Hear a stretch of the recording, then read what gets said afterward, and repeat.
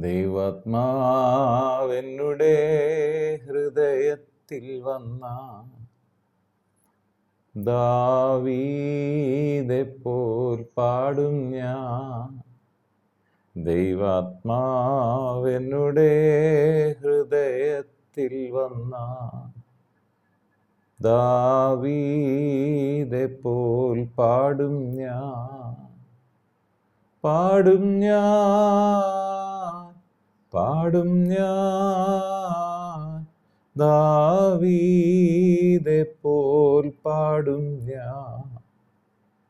ദൈവാത്മാവെന്നുടെ ഹൃദയത്തിൽ വന്ന ദാനിയേലെപ്പോൽ സ്തുതിക്കും. ദൈവാത്മാവെന്നുടെ ഹൃദയത്തിൽ വന്ന ദാനിയേലെപ്പോൽ സ്തുതിക്കും.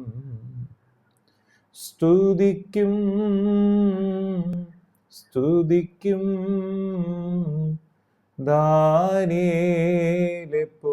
സ്തുതിക്കും. സ്തുതിക്കും സ്തുതിക്കും ദാനിയേലെപ്പോൽ സ്തുതിക്കും. ദൈവാത്മാവെന്നുടെ ഹൃദയത്തിൽ വന്ന ദാവീദെപ്പോൽ പാടും ഞാൻ. ദൈവാത്മാവെന്നുടെ ഹൃദയത്തിൽ വന്ന ദാവീദെപ്പോൽ പാടും ഞാൻ. പാടും ഞാൻ പാടും ഞാൻ ദാവീദെപ്പോൽ പാടും ഞാൻ. പാടും ഞാൻ പാടും ഞാൻ ദാവീദെപ്പോൽ പാടും ഞാൻ. ദൈവാത്മാവെന്നുടെ ഹൃദയത്തിൽ വന്നാൽ ദാവീദെപ്പോൽ പാടും ഞാൻ. വീണ്ടും വരുന്ന യേശു ക്രിസ്തുവിൻ നാമത്തിലുള്ള സ്നേഹവന്ദനങ്ങൾ എല്ലാ പ്രിയപ്പെട്ടവരെ ഈ സമയത്ത് അറിയിക്കുന്നു. ദൈവാത്മാവ്, പരിശുദ്ധാത്മാവ് ഒരു വ്യക്തിയുടെ ജീവിതത്തിൽ വരുമ്പോൾ വരുന്ന മാറ്റങ്ങൾ അത് അവിശ്വസനീയമാണ്. ഒരു പുതിയ സൃഷ്ടിയായി അദ്ദേഹം മാറുകയാണ്. യേശു ക്രിസ്തുവിനെ സ്വീകരിക്കുന്ന വ്യക്തികൾ പരിശുദ്ധാത്മാവിൻ്റെ മന്ദിരമായി മാറുകയാണ്. പരിശുദ്ധാത്മാവ് അവരുടെ ഉള്ളിൽ വാസം ചെയ്യുകയാണ്. നാം പരിശുദ്ധാത്മാവിനോട് ചേർന്ന് നടന്നാൽ എല്ലായിടത്തും നാം ജയാളികളായി മാറും. യേശു കർത്താവ് ഈ ഭൂമിയിൽ വന്നതിന് ശേഷം തൻ്റെ ദൗത്യ പൂർത്തീകരണത്തിൽ മാനവരാശിയുടെ പാപപരിഹാരത്തിന് വേണ്ടി യാഗമായി തൻ്റെ രക്തവുമായി പിതാവിൻ്റെ വലത്തുഭാഗത്തേക്ക് കടന്നുപോയി. പിതാവിൻ്റെ സന്നിധിയിൽ ഇന്ന് നമുക്ക് വേണ്ടി സദാ പ്രാർത്ഥിക്കുമ്പോൾ, ജാഗരിക്കുമ്പോൾ തന്നെ നമുക്ക് പ്രാർത്ഥനയ്ക്ക് സഹായകമായി പരിശുദ്ധാത്മാവിനെ നൽകി. അപ്പോസ്തലനായ പൗലോസ് റോമർക്ക് എഴുതിയ ലേഖനം അതിൻ്റെ 8-ാം അധ്യായം 26-ാമത്തെ വചനം ഇങ്ങനെ പറയുന്നു: ഔവണ്ണം തന്നെ ആത്മാവ് നമ്മുടെ ബലഹീനതയ്ക്ക് തൂണ നിൽക്കുന്നു. ഒരു ദൈവ പൈതലിന് ഉള്ള ബലഹീനത എന്താണ്? അവിടെ പറയാണ്, എന്താണ് ബലഹീനത? വേണ്ടും പോലെ പ്രാർത്ഥിക്കേണ്ടത് എന്തെന്ന് നാം അറിയുന്നല്ലോ. വാസ്തവമായിട്ട് മാതാപിതാക്കൾ മക്കൾക്ക് വേണ്ടി എല്ലാം കരുതുന്നുണ്ട്.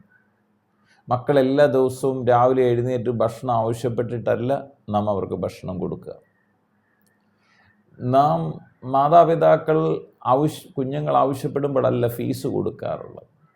അവർക്ക് വേണ്ടി കരുതുന്ന ഈ ഭൂമിയിൽ മാതാപിതാക്കളുള്ളപ്പോൾ തന്നെ യേശു ക്രിസ്തുവിൽ വിശ്വസിക്കുന്ന നിങ്ങൾക്ക് വേണ്ടി സ്വർഗീയ പിതാവ് എല്ലാം കരുതിയിട്ടുണ്ട്. പലപ്പോഴും നമ്മൾ ഈ സത്യം പലതും തിരിച്ചറിയാത്തത് കൊണ്ടാണ് നാം വളരെ വിഷമിച്ച് കരയുന്നത്. നമ്മുടെ പ്രാർത്ഥനയിൽ നാം നമ്മുടെ ആവശ്യങ്ങൾക്ക് വേണ്ടി കരഞ്ഞ് പ്രാർത്ഥിക്കുന്നു. നമ്മുടെ ആവശ്യങ്ങൾ ദൈവത്തോട് അറിയിക്കണം. പക്ഷെ പറയുന്നുണ്ട് എങ്ങനെ അറിയിക്കേണ്ടത്? അത് സ്തോത്രത്തോടെ അറിയിക്കുക അത്രേ വേണ്ടത്. നമ്മൾ കരയുന്നത് കൊണ്ടല്ല ദൈവം നമ്മെ വിടുവിക്കുന്നത്.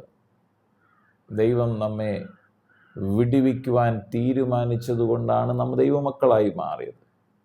ഇവിടെ പറയണം, ഔവണ്ണം തന്നെ ആത്മാവ് നമ്മുടെ ബലഹീനതയ്ക്ക് തുണ നിൽക്കുകയാണ്. എന്നിട്ട് പറയാണ്, എന്താണ് ബലഹീനത? വേണ്ടും പോലെ മനുഷ്യർക്ക് പ്രാർത്ഥിക്കേണ്ടത് എന്തെന്ന് അറിയുന്നില്ലല്ലോ. എന്താ പ്രാർത്ഥിക്കേണ്ടതെന്ന് അറിയാൻ വയ്യാതെ പലപ്പോഴും നമ്മൾ പ്രാർത്ഥിക്കുകയാണ്. അതാണ് ആത്മാവ് തന്നെ ഉച്ചരിച്ചുകൂടാത്ത നരക്കങ്ങളാൽ നമുക്ക് വേണ്ടി പക്ഷപാതം ചെയ്യുന്നുണ്ട്. അപ്പം നമുക്ക് പ്രാർത്ഥനയ്ക്ക് സ്വർഗീയ പിതാവാം ദൈവം നമുക്ക് വേണ്ടി പ്രാർത്ഥിക്കുന്നുണ്ട്, പ്രവർത്തിക്കുന്നുണ്ട്. അതുകൊണ്ടാണ് നാം ജീവനോടെ ആയിരിക്കുന്നത്. അപ്പോൾ തന്നെ പുത്രനാം യേശു ക്രിസ്തു പിതാവിൻ്റെ വലതുഭാഗത്ത് നമുക്ക് വേണ്ടി മധ്യസ്ഥത ചെയ്യുക എന്ന് പറഞ്ഞാൽ നമുക്ക് വേണ്ടി പിതാവിനോട് സന്നിധിയിൽ പ്രാർത്ഥിക്കുന്നു. അപ്പോൾ തന്നെ ഭൂമിയിൽ നമുക്ക് വേണ്ടി പരിശുദ്ധാത്മാവിനെ നൽകിയിരിക്കുന്നു. പരിശുദ്ധാത്മാവ് നമ്മുടെ ഉള്ളിൽ വസിക്കുന്നു.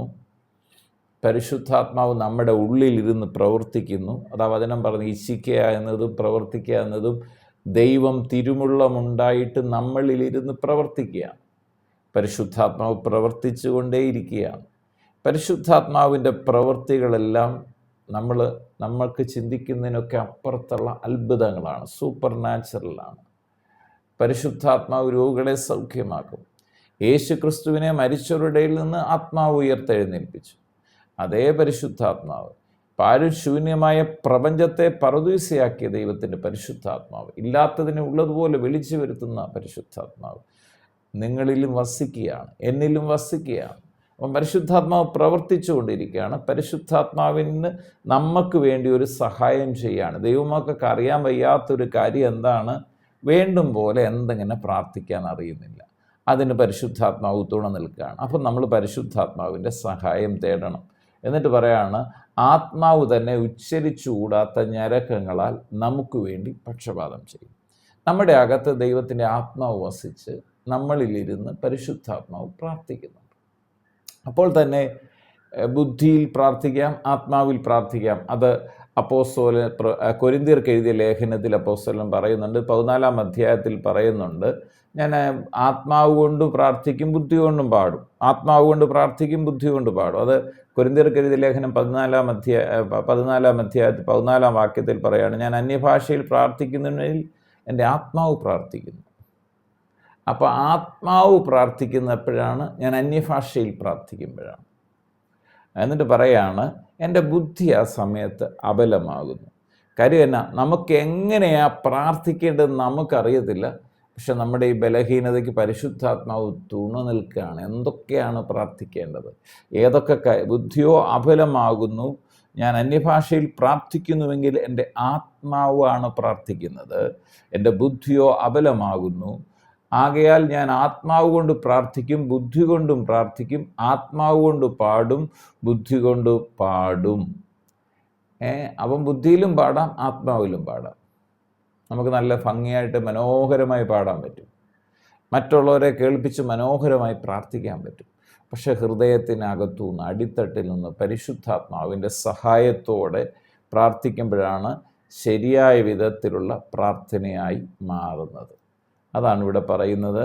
ഔവണ്ണം തന്നെ ആത്മാവ് നമ്മുടെ ബലഹീനതയ്ക്ക് തുണ നിൽക്കുന്നു. വേണ്ടും പോലെ പ്രാർത്ഥിക്കേണ്ടത് എന്തെന്ന് നാം അറിയുന്നില്ലല്ലോ.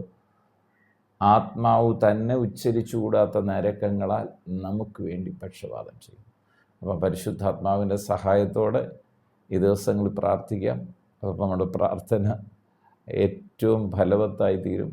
പല പ്രാർത്ഥനകൾക്കും മറുപടി ലഭിക്കാതെ പോകുന്നത് ദൈവഹിതമല്ലാത്തതാണ്. പരിശുദ്ധാത്മാവിനെ നമ്മുടെ കൂട്ടിനായി ദൈവം തന്നിരിക്കുകയാണ്. അതുകൊണ്ട് ഈ ദിവസങ്ങളിൽ പരിശുദ്ധാത്മാവിൻ്റെ കരം പിടിച്ച് നമുക്ക് യാത്ര ചെയ്യാം. ദൈവാത്മാവ് വന്നപ്പോഴാണ് ദാവീദിന് പാടാൻ പറ്റിയത്, അത് ആത്മാവിൽ പാടാൻ പറ്റിയത്. ദാനിയേലിന് സ്തുതിക്കാൻ പറ്റിയത് ദൈവാത്മാവ് കൂടെ ഇരുന്നുകൊണ്ടാണ്. ഇന്ന് എന്നെ കേൾക്കുന്ന പ്രിയപ്പെട്ടവരെ, നിങ്ങൾ യേശുവിനെ സ്വീകരിച്ചപ്പോൾ ദൈവത്തിൻ്റെ ആത്മാവ് നിങ്ങളുടെ മേലുണ്ട്.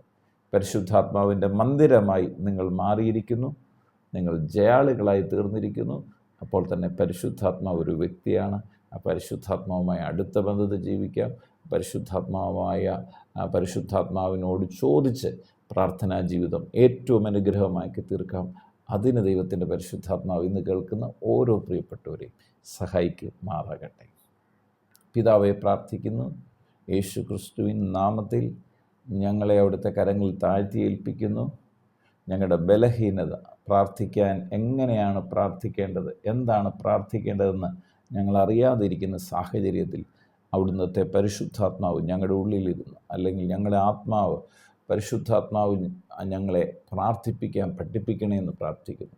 ബുദ്ധിയിലല്ല, ആത്മാവിൽ പ്രാർത്ഥിക്കാൻ, ആത്മീയമായി പ്രാർത്ഥിക്കാൻ, ആത്മാവിൽ വളരാൻ പരിശുദ്ധാത്മാവ് ഞങ്ങളെ ഓരോരുത്തരെയും സഹായിക്കണേ. വചനം കേൾക്കുന്ന എല്ലാവരെയും പരിശുദ്ധാത്മാവ് ഇന്ന് സ്പർശിക്കണമേ. പരിശുദ്ധാത്മാവിൻ്റെ സന്ദർശനം കൊടുക്കണമേ. എന്നെ കേൾക്കുന്ന രോഗികളെ കർത്താവ് സൗഖ്യമാക്കണമേ. ഹൃദയഭാരങ്ങളെ മാറ്റുന്നതിനായി സ്തോത്രം.